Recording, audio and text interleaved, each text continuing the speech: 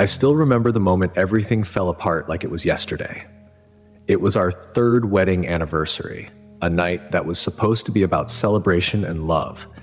Isabella had been unusually kind in the weeks leading up to it, almost as if she was trying to rebuild what had been crumbling for months. She said she was organizing the party to bring us closer together, and for a brief moment I thought we were on the same page again. I let myself believe things could go back to how they used to be.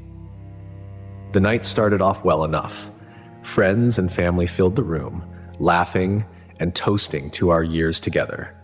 Even her parents, who never hid their contempt for me, were being cordial for a change. Isabella looked stunning in her dress, smiling and mingling with the guests. For the first time in a long time, I felt a flicker of hope that maybe we were turning a corner. But then, he showed up. Alejandro, her boss. I had never met him before, but the way her face lit up when he walked through the door made my stomach twist. She immediately left my side to greet him, and they hugged like old friends catching up after years apart. It felt wrong. Still, I tried to brush it off. Maybe I was overthinking it. Maybe it was just professional camaraderie. As the evening went on, I couldn't help but notice how often she gravitated toward him, laughing a little too loudly at his jokes, standing a little too close. Every time I turned around, there they were in their own little world. I felt like an outsider at my own anniversary party. Then came the speech. Isabella tapped her glass and called for everyone's attention, a radiant smile on her face. She started by thanking everyone for being there and reminiscing about the happy moments in our marriage. It all seemed so heartfelt at first. I even found myself smiling, thinking she was about to say something meaningful about us. But then her tone shifted. She brought up how much she wanted to have a child and how I had been resistant to the idea. My heart sank as I realized she was airing out our private issues in front of everyone. She painted me as the selfish husband who put his career and independence above her desires. I felt the eyes of the room turn toward me, judgmental and accusing. I tried to interject to stop her from saying more, but she waved me off and continued. Her words became sharper, more personal, as she detailed how our constant arguments had worn her down emotionally. And then she dropped the bombshell. She spoke about Alejandro, how he had been there for her when she felt like I was not, and how he had shown her kindness and understanding. She admitted right there in front of everyone that she had started to question our marriage because of him. Her exact words were, "Alejandro understands me in ways I never thought possible." I froze. I could barely process what I was hearing. The room was dead silent except for her voice. She kept talking about how she felt neglected and unappreciated, but all I could hear was the part where she openly praised another man in front of me, in front of our families and friends. I felt humiliated, betrayed, and utterly powerless. I could see the shock on people's faces, but no one said anything. They just stared at me, waiting for a reaction I was too stunned to give. My silence only seemed to validate her. She ended her speech by saying that she had invested enough time in our relationship and needed someone who truly understood her. Then she raised her glass as if this was some kind of twisted toast to her freedom. I could not move. I could not speak. I just stood there staring at her, trying to make sense of what had just happened. I wanted to yell, to defend myself, to tell everyone how wrong she was, but the words would not come. It was like my mind had shut down under the weight of the humiliation. That was the moment everything changed, not just between us, but within me. I knew, standing there in that awful silence, that nothing would ever be the same again. To really understand what happened between Isabella and me, you have to know about her family. From the very beginning, they were always there, looming in the background, quietly judging every step I took. Her parents, both doctors, lived in a world of privilege that I could never hope to match. Her brothers were just as successful, one an attorney and the other an entrepreneur. Isabella had been raised in this bubble of wealth and prestige, where expectations were high and failure was not an option. When we first started dating, I tried not to let their opinions get to me. Isabella would warn me about their elitist attitudes, telling me not to take it personally if they seemed cold at first. It was just little things, polite but distant smiles, backhanded compliments about my work ethic, or comments about how lucky I was to be dating someone like their daughter. I brushed it off. I figured I just needed to prove myself. But proving myself was never enough. They made it clear in subtle and sometimes not so subtle ways that I was not what they had envisioned for their daughter. I was not from their world. I grew up with a single mom who worked tirelessly to provide for me. I knew how to stretch a dollar and prioritize long-term goals. To them, this was not admirable. It was a limitation. This became even more apparent when they started pressuring us to have children. From their perspective, it was simple. If we were married, we should be building a family.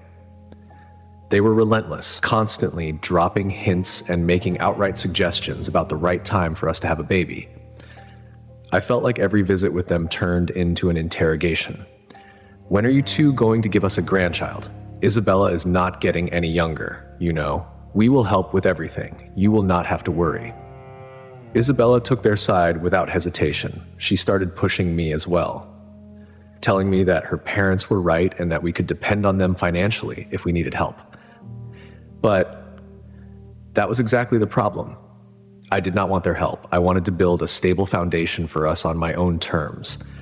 Accepting their money felt like giving them even more control over our lives, and I was not willing to do that. To me, their offer of financial support was not generosity. It was a way to remind me of my inadequacy, to underline that I could not provide for their daughter like they could. Isabella could not or would not see it that way. To her, I was being stubborn and prideful. To me, she was being dismissive of my perspective. The more we argued about it, the more isolated I felt. She started accusing me of being selfish, of not caring about her dreams of being a mother. But how could I explain to her that it was not about the baby itself? It was about the principle. It was about wanting to stand on my own 2 feet and not feeling like I owed her parents for the rest of my life. Her parents only made things worse. They never missed an opportunity to remind me of what they could offer that I could not. Her mother once told me straight to my face that Isabella deserved a partner who could meet her needs without hesitation. Her father chimed in with some comment about how men in their family always stepped up when the time came. It was humiliating, but I kept quiet because I did not want to escalate things. Over time, it wore me down.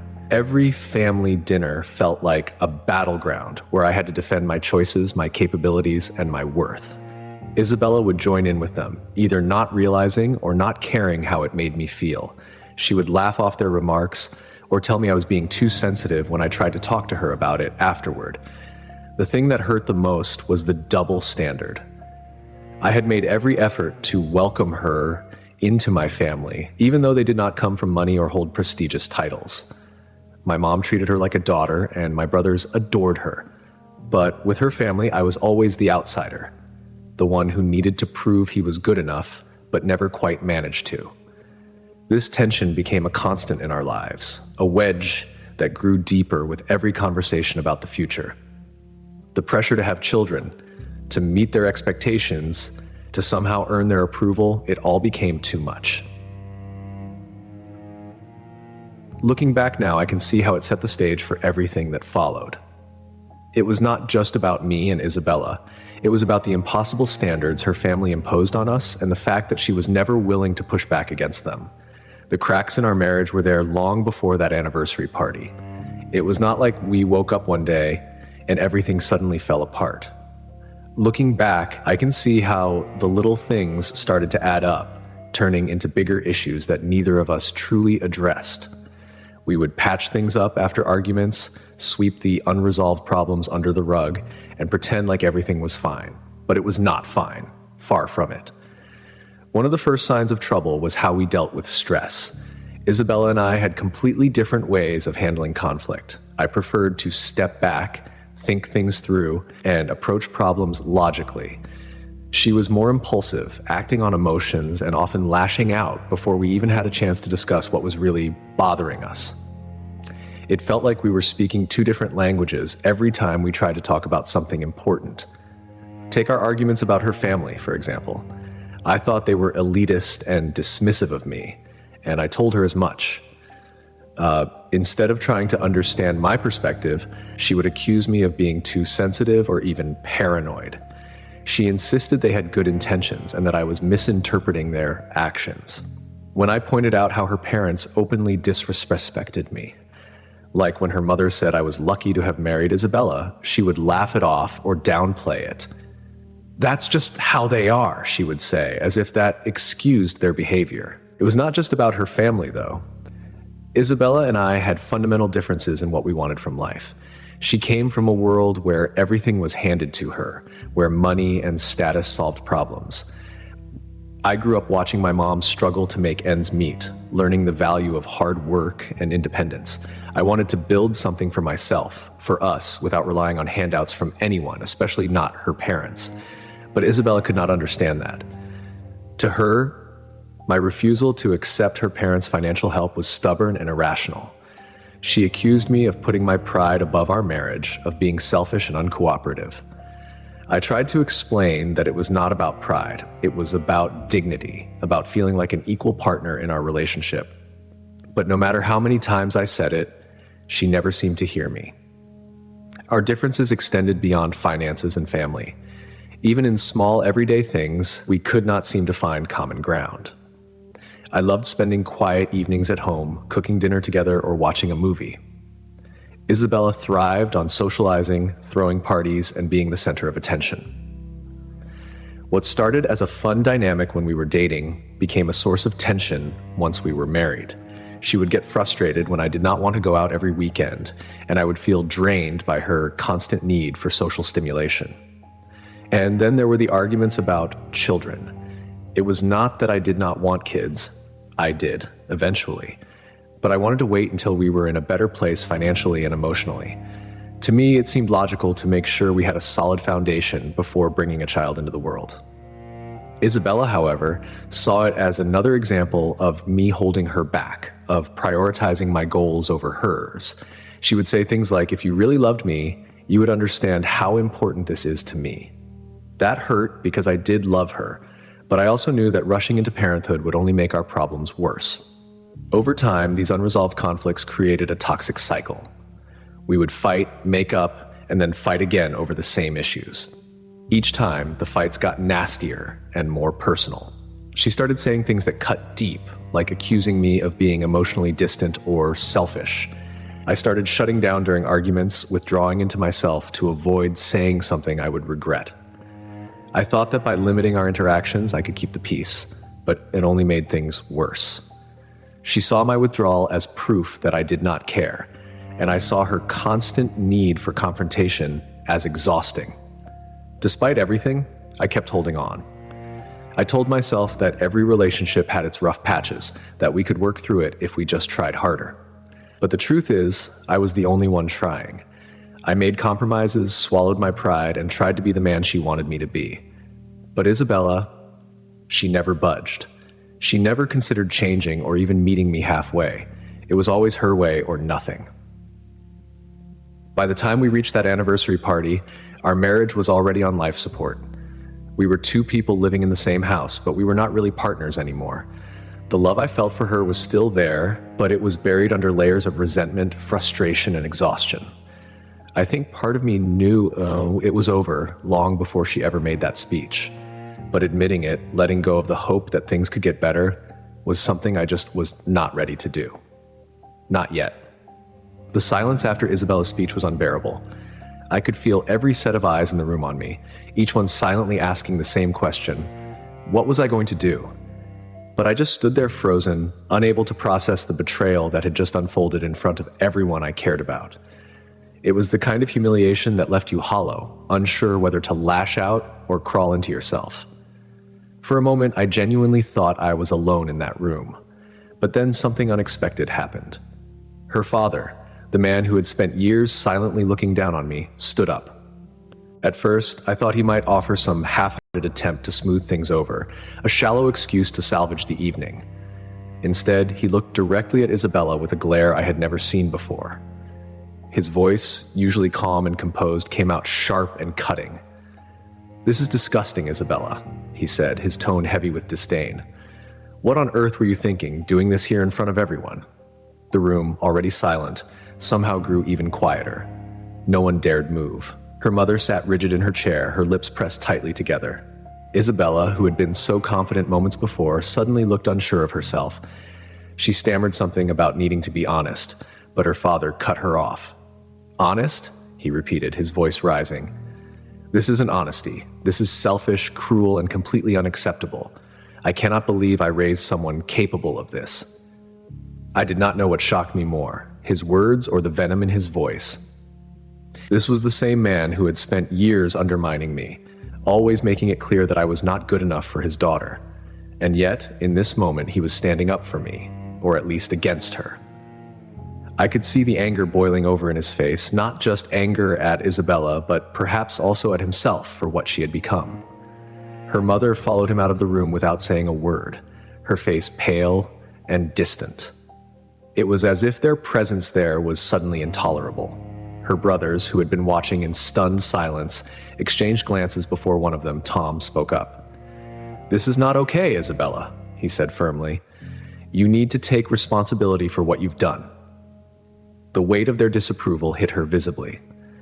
Isabella looked around the room, searching for someone to defend her, but there was no one. Even her closest friends seemed hesitant to meet her gaze. One by one, people started to leave. The air was thick with discomfort, like the entire party had collectively decided that this moment was too ugly to be a part of.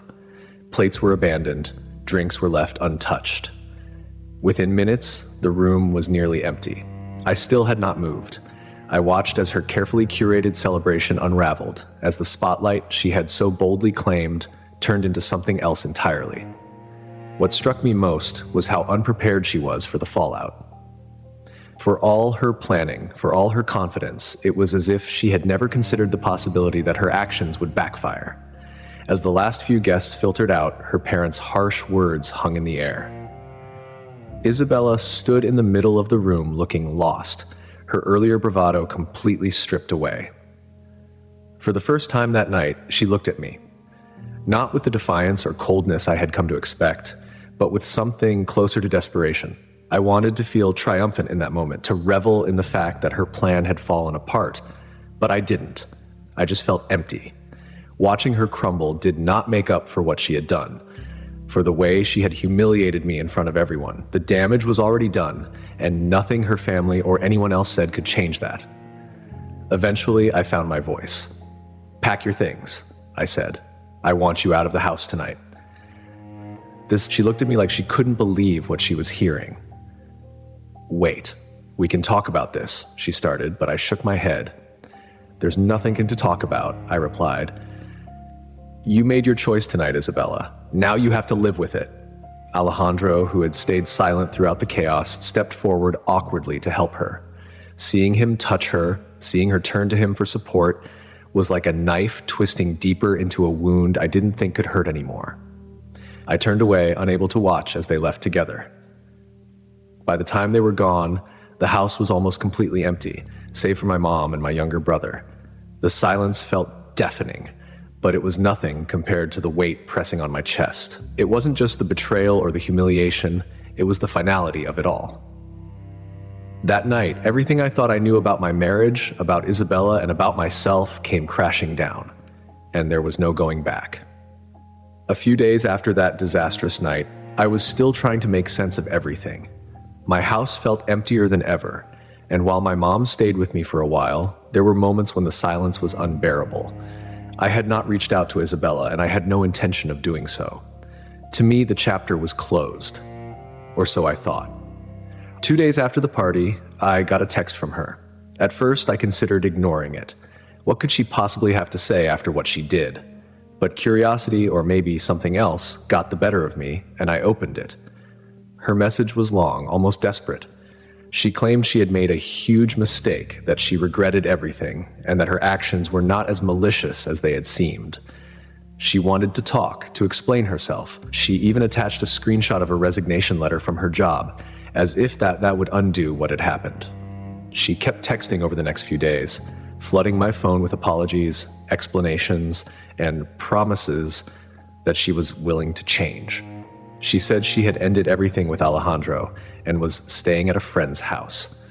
According to her, the speech at the party was a misguided attempt to get my attention, to make me see how unhappy she had been. She admitted it was wrong, but insisted that she had acted out of pain and frustration, not malice. I did not reply. I could not bring myself to. Her words felt hollow, like she was scrambling to clean up the mess she had made.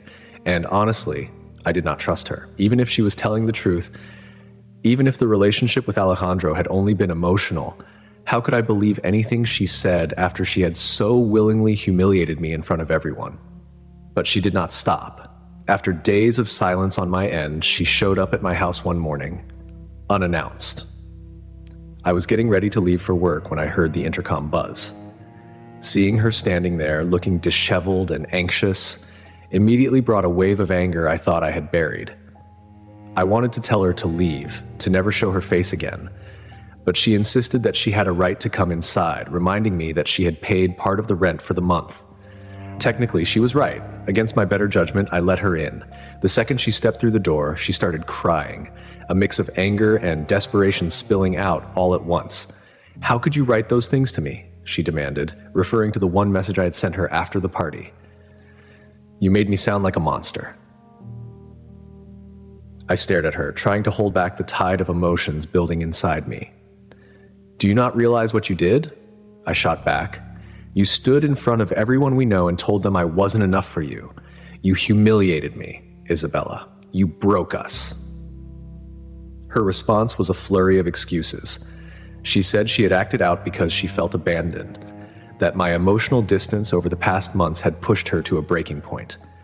She insisted that her speech had been a misguided cry for help, not a deliberate attempt to destroy me. "I wanted you to see how much I was hurting," she said, as though that justified anything. I listened quietly, letting her get it all out. But the more she spoke, the more I realized that nothing she said could change how I felt. She kept framing her actions as a reaction to my supposed shortcomings, as if her betrayal was somehow my fault. I told her as much. "You keep saying you were hurting, but what about me?" I asked. "Do you have any idea what it felt like to stand there and hear you praise another man in front of our friends and family? To hear you say you invested enough time in our marriage like it was some kind of failed project? You're acting like I'm the only one who made mistakes, but I was doing everything I could to hold us together while you were tearing us apart." Her face twisted with frustration. "I resigned from my job for you," she shot back. "I've been trying to fix this, and all you've done is shut me out." I shook my head. "It's not about your job, Isabella. It's about trust, and you broke it. I don't know how to fix that, and honestly, I'm not sure I want to." Her desperation turned to anger. She accused me of giving up too easily, of not caring enough to fight for us. "You'll regret this," she said finally, tears streaming down her face. "You'll realize you lost the best thing that ever happened to you." I did not argue. I was too tired to fight anymore. Instead, I opened the door and told her it was time for her to leave. She stormed out, slamming the door behind her, and just like that, it was over. Or at least, I hoped it was. It has been a few months since I filed for divorce, and to be honest, the relief I feel is something I never expected. The process itself was quicker than I thought it would be, mostly because there were no drawn-out battles over assets or alimony. Isabella tried at one point to demand spousal support, claiming she had sacrificed her job for the marriage. But when I reminded her that I was prepared to expose everything that happened during the anniversary party in court, she backed off. I think the fear of embarrassing herself and her family even further was enough to make her let it go. Once the paperwork was finalized, I felt like I could finally breathe again. For the first time in years, my life felt like it was mine. The house, which had once been a space filled with tension and unspoken resentment, now felt peaceful. My mom had stayed with me for a while to help me through the worst of it, but eventually I told her I needed to face this next chapter on my own. She understood and left with a promise to visit often. Work became my escape during those months. I threw myself into my job with a focus I had not felt in years. The late nights and long hours were not just about keeping busy. They were about rediscovering who I was outside of my marriage. And as strange as it sounds, I started to find joy in the routine. The sense of accomplishment that came from achieving small goals reminded me of the person I used to be, the person I had lost somewhere along the way. My efforts did not go unnoticed. Just last week, I got a promotion, a position I had been eyeing for over a year but never thought I would be ready for. It felt like validation, like proof that even after everything I had been through, I was still capable of building something meaningful. As for Isabella, I have heard bits and pieces about her through mutual friends. Apparently, she is living with her parents now. That does not surprise me. They were always her safety net, the place she ran to when things got hard. I also heard she is still unemployed, which means she is probably leaning on them for support more than ever. Part of me wonders if they have fully forgiven her for what happened, or if they are simply tolerating her because she is their daughter. I wish I could say I felt bad for her, but the truth is, I do not. I spent so much of our marriage bending over backward to meet her needs, sacrificing my own happiness to keep her satisfied, only to be humiliated and betrayed in the end. Now, I feel like I am finally reclaiming the parts of myself I gave up for her. The biggest shift, though, has been in how I see the future. For a while after the divorce, I could not imagine what life would look like without her. Not because I missed her, but because so much of my identity had been tied to being her husband. But now I see it differently. I see the possibilities, the freedom to make choices that are mine alone. I have started reconnecting with old friends, picking up hobbies I had abandoned, and even considering traveling, a luxury I never had the chance to enjoy while I was married. There are still moments when the past creeps up on me, when I think about the good times we had and wonder where it all went wrong. But those moments are fleeting. More often than not, I feel grateful that it ended the way it did. As painful as it was, it forced me to confront the reality of our relationship and make a decision I should have made long ago. The funny thing is, Isabella told me during one of her many attempts to reconcile that I would regret leaving her. She was so certain that I would look back and realize I had lost the best thing in my life. But standing here now, I cannot think of a single part of me that wants to go back. The man I was in that marriage is not the man I am now, and for the first time in a long time, I feel like I am exactly where I am supposed to be. This is not to say I have everything figured out. I know there will be challenges ahead, and I am sure there are days when I will question my decisions. But for now, I am focused on moving forward, on building a life that is defined by my choices and not by someone else's expectations. And that to me feels like the start of something worth looking forward to.